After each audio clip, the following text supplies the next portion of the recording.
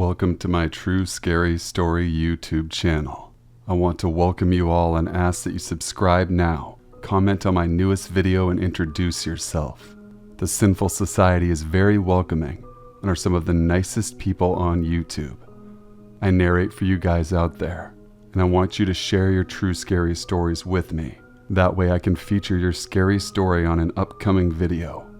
Cheers to the freshest horror content on YouTube. Email your true scary stories to thesinfulsavant@gmail.com. The link to my email will be in the description box below as well. Sit back, relax, enjoy, stay sinful. My dad was drunk one night when we were hanging out, smoking cigars together. By the way, I'm a 30-year-old male. My father is one of the best storytellers I have ever known. One night, just after midnight, we were sipping whiskey and smoking cigars. My dad's property is 5 acres of open meadow, all flat grasslands, no trees. I enjoy sitting out and stargazing with my pop. We are not just father and son, but best friends. His house has a nice wraparound wood deck that is perfect for enjoying the outdoors. My dad keeps a pair of binoculars out on the table for stargazing and just for fun. I just finished making another Jack and Coke, heard a loud snapping sound far off in the distance. To be honest, it sounded like a tree splitting in half from a storm. The weather that night was clear and almost no breeze, so the storm was not a possibility. My dad grabbed his binoculars and scanned the property line, noticed a dark shadow lurking just as the open grassland meets a neighbor's forest. He whispered to me to go and grab his .30-06 rifle, just in case. I jogged inside and put the combo in my dad's gun safe. He yelled, "Sean, hurry up! It's a man, and he's now sprinting towards our house." The man appeared to be holding a long object that resembled a shotgun, and I keep putting in the wrong combo into the safe. "Oh shit, Dad, what's a combo?" He yells back, "It's your birth date." I finally crack the safe and grab the rifle and my dad's revolver. I storm out onto the porch as this mystery person approaches our deck. Dad chambers around and yells to the figure to stop. Nothing. No response, but the man did slow his pace from a full-out sprint to a slow, methodical walk. He was about 50 yards away now and slowly closing in. Dad looked at me and said, "Sean, what the hell is this? What's happening?" My father and I have always been extremely close and usually know what each other is thinking, so I knew he felt this could be a life or death situation. It is so strange when you're thrown into an all-out crisis situation. Time slows and really does seem to crawl. I nodded to Pop and raised my .357, fired a warning shot into the night sky to hopefully scare the man. No reaction. The figure stopped and dropped to the ground and started rolling. It was bizarre.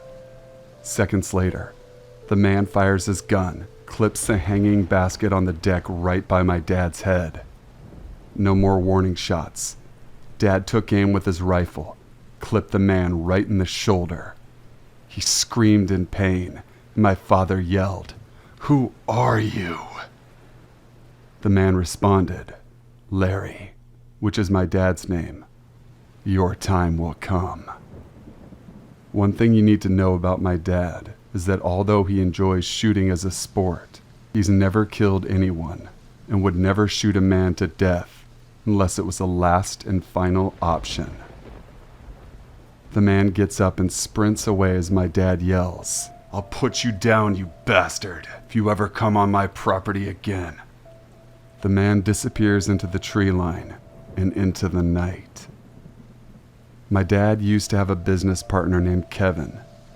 Kevin embezzled thousands of dollars from Dad's company, and my dad testified, which led to Kevin going to jail. Kevin has a brother that is very deep in the criminal underworld and must have been trying to execute a hit on my father that night. That is all I can honestly think of as to what the man was doing on my dad's property that night. We called the police and they came out and investigated a bit, but honestly, what could they really do? The crazy thing is, they found a crumpled up notebook near the forest line. There was a crudely drawn map and description of the layout of my father's home. Chilling.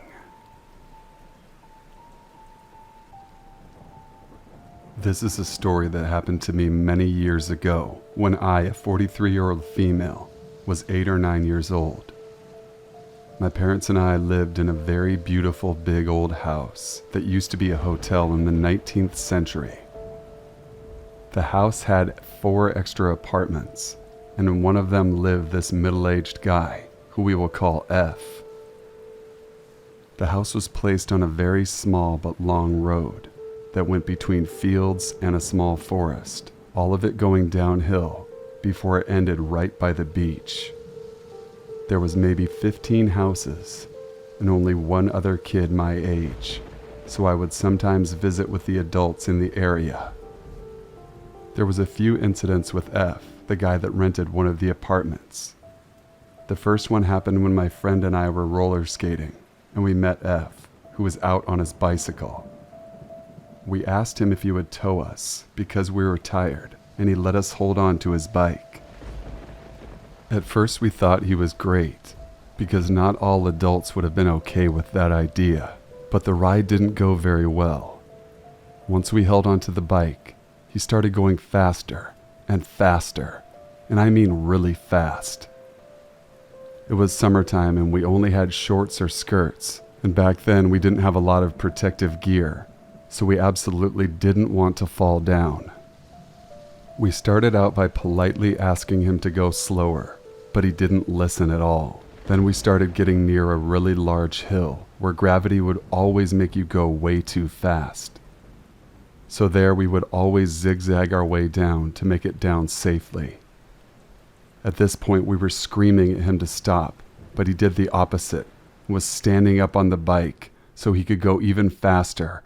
Then he told us to let go of the bicycle if we didn't like it, but there was no way we could have done that without falling, and he knew it.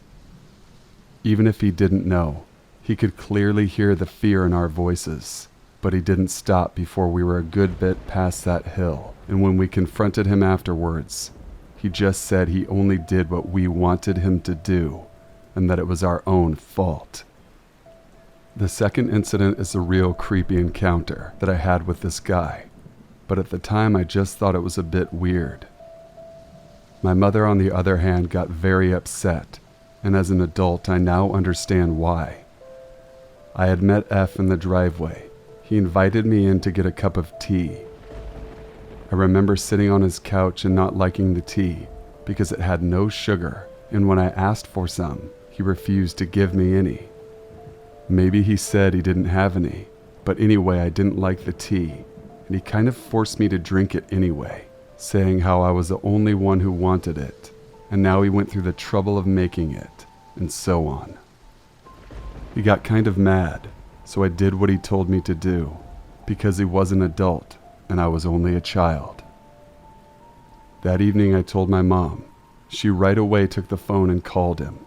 And then she yelled at him for endangering us girls when we were roller skating, and got even more angry when she told him to never ever invite me to his apartment, and especially to never force her little girl to do anything whatsoever again. This could have been the end of the story, but actually I met another guy 10 years later, and he told me that F had informed him that I was the kind of girl that just needed to be cornered and pressured a bit, and that I would put out.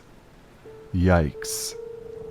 I have more stories to tell, some that are a lot creepier, but they'll have to wait for another day.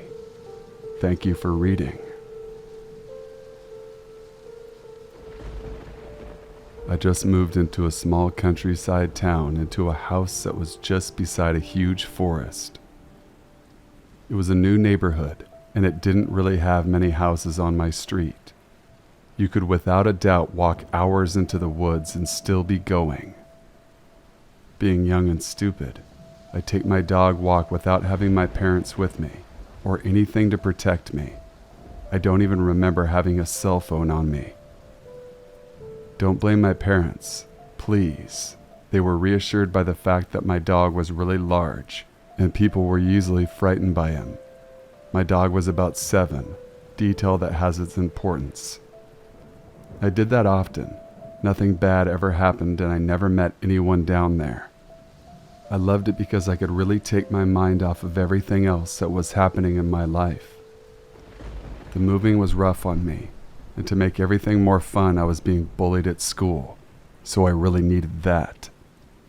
So there I was, casually walking on a track that is across the woods that is used if you have a motocross bike or a quad. I noticed that I didn't take too much attention at first, was coming from behind me. There was a sound that started to become louder. When I turned back, I saw a person coming straight at me on his motorcycle. I'm a 13-year-old girl who is scared about everything that seemed out of the ordinary, so I decide to get off the track as quickly as I can to hide. Unfortunately for me, Henry is black and does not blend with the surrounding, as everything was green, and it was the middle of the day. I walked fast, but I can tell that the bike was closer, and it was pretty obvious. I started running and found a rock that was big enough to hide my dog and I. I heard the motocross come and go. It was impossible for the person to see us, really. I waited, telling myself that I was being silly. When I thought I waited long enough, I started walking again. I froze instantly when I heard the loud engine becoming suddenly so close to me. Without hesitation, I started running like hell, and when I was able to stop and hide, I did. My dog wasn't in the best shape, and I was feeling so bad for making him run that much. I could tell he was getting closer and closer to me. It wasn't a very dense forest, so he could follow. He was so much faster than me. I'm a clumsy person. I trip on about everything I can.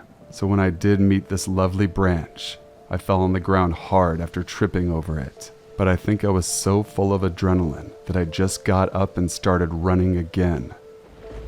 He was meters from me, so he could now see me and was clearly chasing me. There was no doubt in my mind that if he gets me, something really bad could happen. We were approaching a more dense part of the forest, so the guy had no choice but to stop. It did give me an advantage on him.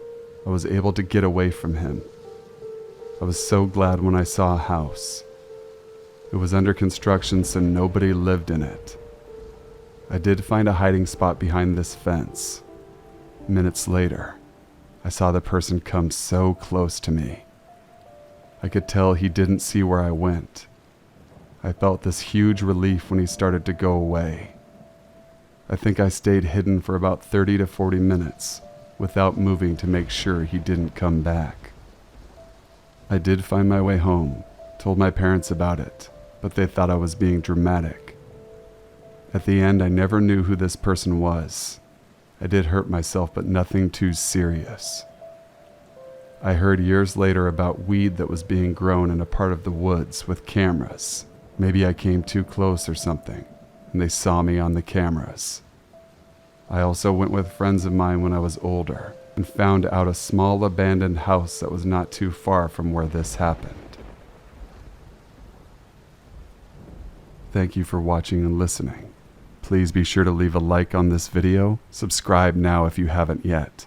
And to all my subscribers who are already subscribed, thank you for all the love and constant support in the comment section. It truly means a great deal to me. The link to my email is in the description box below as well, so send your stories now. Till we meet again, stay sinful.